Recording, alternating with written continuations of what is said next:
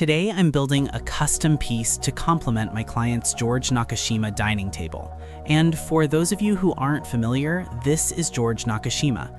He's considered one of the most renowned furniture makers in the world.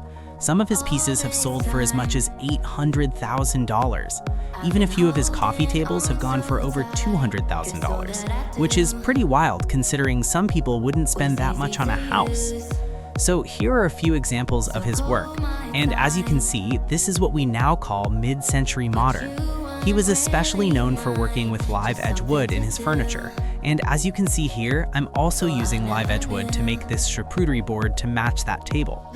I'm also working with some black walnut, which Nakashima used frequently in his designs. Now I'm using a chisel to remove the remaining bark. After that, I'll switch to a nylon wire sanding wheel to take off the cambium layer, which is that thin layer just under the bark.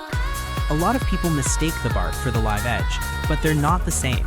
The bark isn't the live edge. This natural contour you see here is the true live edge.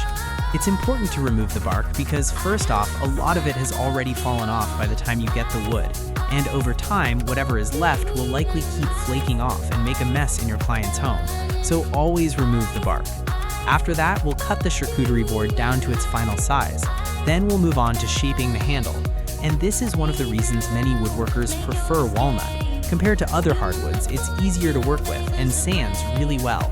Plus, it's one of the most beautiful woods available, and that matters because woodworkers spend a huge amount of time sanding. Once all the sanding and logo inlay are finished, we move on to applying the first coat of food-safe finish. This next step is something I don't usually show because of time, but today we'll include it. After applying the first coat, I'll wait 12 to 24 hours, then come back with a gray 3M pad to lightly scuff the surface before adding a second, more durable coat. After applying the final coat, I'll return about 45 minutes later with a terry cotton towel pad to buff it out and create a smooth, even sheen. And now we've got a solid protective finish. That's all I've got for you today. Thanks for watching, and I'll see you in the next one.